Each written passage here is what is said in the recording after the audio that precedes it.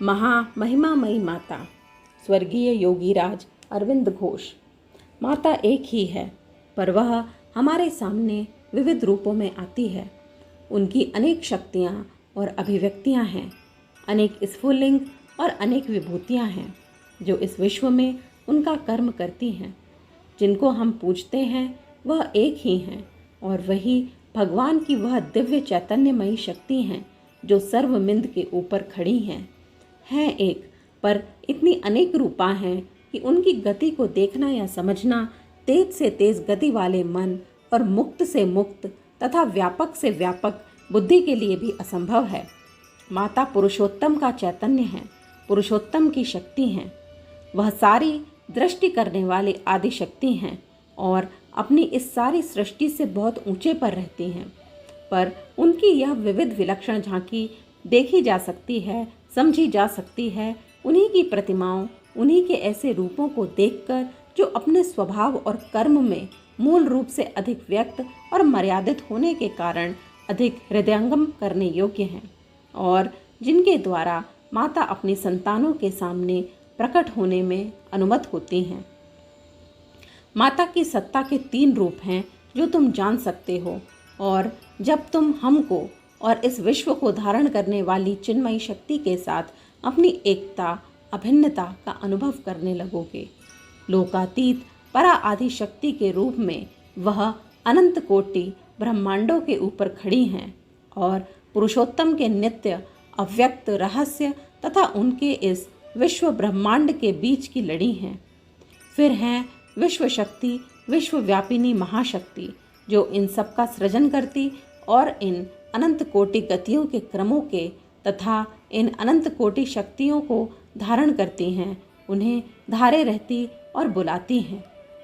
इसके बाद है व्यक्ति शक्ति जो माता की सत्ता की इन 2 विराट गतियों की शक्ति का व्यक्त रूप है, जिनके द्वारा माता के वे 2 विराट स्वरूप हमारे लिए ज्वलंत और निकटतर हो जाते हैं और जो मनुष्य तथा दिव्य प्रकृति के बीच में मध्यवर्ती शक्ति के तौर पर हैं। महाशक्ति जगत की जगन्माता वही सृजन करती हैं जिसका संकल्प परमेश्वर से उन्हीं के परम चैतन्य के द्वारा प्रेरित किया जाता है। महाशक्ति इस प्रकार सृष्टियों को रचकर उनके अंदर प्रवेश करती हैं। इनकी सत्ता ही इन लोगों को भागवत भाव, सर्व प्रतिपालक भागवत शक्ति और आनंद से भर देती है, जिनके होने से ही ये लोग ठहरे हुए हैं। जिसे हम प्रकृति कहते हैं, वह इस महाशक्ति का केवल अत्यंत बाह्य सर्ग कर्म रूप है। महाशक्ति ही अपनी शक्तियों और गतियों का संचालन और व्यवस्थापन करती हैं। वही प्रकृति से कर्म कराती हैं और उन सब कर्मों के अंदर गुप्त अथवा प्रकट रूप से रहती हैं। जो कुछ हम देख सकते या अनुभव कर सकते या जिसे जीवन गति दे सकते हैं, उन सब में महाशक्ति की ही सत्ता है। प्रत्येक लोक और कुछ नहीं, एक विशेष लोक समूह या जगत की महाशक्ति का एक विशेष खेल है और इन सब लोकों में वह महाशक्ति उन्हीं आद्याशक्ति भगवती माता की विश्वव्यापिनी चिच्छति और विश्वव्यापिनी व्यक्ति हैं। प्रत्येक लोक का उन्हीं की दृष्टि में साक्षात्कार होता है, फिर उन्हीं के सौंदर्य और शक्तिमय हृदय में एकत्र घनीभूत होकर वह उनकी आनंद स्फुरण से सृष्टा होता है। माता ऊपर से सबका शासन करती है यह नहीं, बल्कि इस छोटे से विविध संसार में वह उतर आती है। केवल दिव्य अक्षर रूप की ओर दृष्टि निबद्ध करने से मालूम होगा कि यहाँ की सारी वस्तुएं, यहाँ तक कि अज्ञान की सारी गतियाँ भी अपनी शक्ति को प्रच्छन्न करती हुई स्वयं माता ही हैं। अपने सतत्व में अल्पीकृत घटी हुई उन्हीं की सृष्टियाँ हैं, उन्हीं की प्रकृति शरीर और प्रकृति शक्ति है। और ये सब हैं इसी कारण से कि अनंत की प्रभाव संभावनाओं में कुछ ऐसा था जिसे चुनकर प्रकृत रूप प्रदान करने का रहस्यमय आदेश परमेश्वर से पाकर वह इस महान आत्मबलि के लिए समस्त हुई और उन्हीं के छद्मवेश की तरह अज्ञान की आत्मा और रूपों को धारण कर लिया। पर व्यक्ति रूप में भी उन्होंने अपने को यहाँ तक नीचा कर दिया कि वह इस अंधकार में उतर आएं, इसलिए कि इस ज्योति की ओर ले जाऊं। झूठ में और भ्रम में आ गई, इसलिए कि इन्हें सत्य का रूप दे दूं। इस मृत्यु में भी आ धमकी, इसलिए कि इसे दिव्य जीवन दे दूं। संसार के इस क्लेश में, इस हठी शोक और दुख में पहुंच गई, इसलिए कि इसके इस रूप का अंत करके अपने महत अत्युत आनंद की दिव्य रूप प्रदान करने वाली प्रगाढ़ता में इसे परिणत कर दूं। अपनी संतानों के प्रति उनका मात्र प्रेम प्रगाढ़ और महान है। इसी से उन्होंने अंधकार का यह आवरण ओढ़ना स्वीकार कर लिया है। तमस और मिथ्या की शक्तियों के दारुण दुर्भाव और दुराक्रमण सह लेना मंजूर कर लिया है। जो जन्म मृत्यु ही है, उसके तोरण द्वार के पार होने की वेदना को धार लिया है। सृष्टि की सारी व्यथा, सारा शोक और सारा कष्ट उठा लिया है, क्योंकि ऐसा मालूम हुआ कि यही एक उपाय है जिससे यह सृष्टि उठकर आलोक, आनंद, सत्य और सनातन जीवन को प्राप्त हो सकती है। यह महायज्ञ है जिसे कभी कभी पुरुष का यज्ञ कहते हैं, पर जो इससे अधिक गंभीर अर्थ में प्रकृति की ही पूर्ण आत्मबलि है, भगवती माता का ही महायज्ञ है। जो ज्ञानी हैं उन्हें वह अधिकाधिक एवं और भी विशद ज्ञान देती हैं। जिनमें दर्शन शक्ति है उन्हें अपनी कल्पना और अभिप्राय में शरीक होने का अधिकार देती हैं। जो विरोधी हैं उन पर उस विरोध का परिणाम लादती हैं। जो अनजान और मूर्ख हैं उन्हें उन्हीं की अंधता के अनुसार रास्ता दिखाती हैं। प्रत्येक मनुष्य के स्वभाव के भिन्न भिन्न अंशों की आवश्यकता और प्रेरणा के अनुसार और जिस प्रतिदान के लिए वे आहुति देते हैं उसके अनुसार माता महेश्वरी प्रत्युत्तर देती हैं और उनका प्रयोग करती हैं।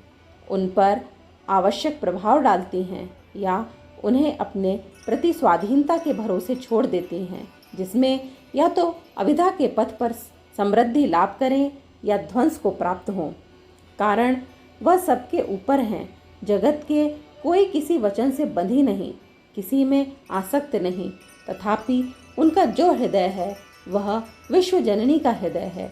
ऐसा मात्र स्नेह इतना और किसी में नहीं है। कारण इनकी दया अनंत और अक्षय है। उनकी दृष्टि में सभी उनकी संतान हैं। उसी एक के अनेक अंश हैं। असुर, राक्षस, पिशाच और जो उनसे विद्रोह करते या शत्रुता करते हैं, वे विद्रोही और शत्रु भी उनकी दृष्टि में अपनी संतान ही हैं।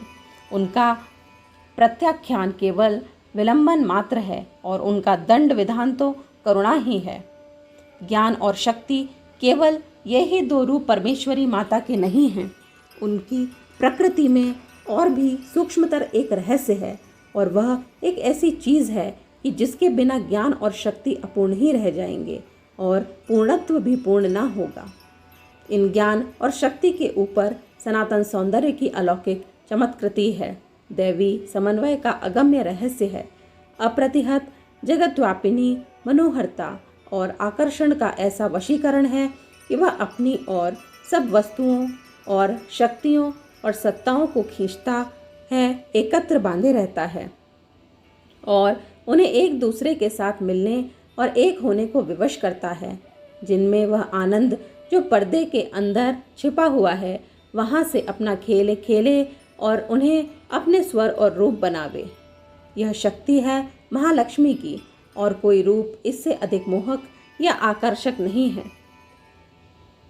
महेश्वरी इस पार्थिव प्रकृति की क्षुद्रता लिए इतनी अविचल और महान और दूर मालूम हो सकती हैं कि यह वहाँ तक न पहुँच सके या उनका भाव धारण भी न कर सके। महाकाली भी इतनी द्रुत गति और प्रचंड हैं कि इस पार्थिव प्रकृति की दुर्बलता उनका भाव वहन न कर सके, पर महालक्ष्मी की ओर सभी बड़े आनंद और लालसा के साथ दौड़ पड़ते हैं। कारण वह भगवान के उन्मादक माधुर्य को मोहनास्त्र फेंक हैं।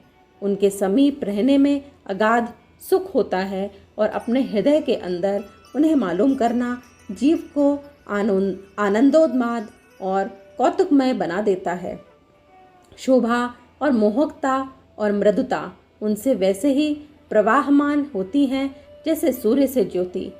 जहाँ कहीं वह अपनी आश्चर्यमय दृष्टि डालती हैं या अपनी स्मित कांति बरसाती हैं, वहाँ आत्मा अभिभूत हो जाता है, विमुग्ध होकर कैदी सा बन जाता है और अथाह आनंद की गंभीरता में निमग्न हो जाता है।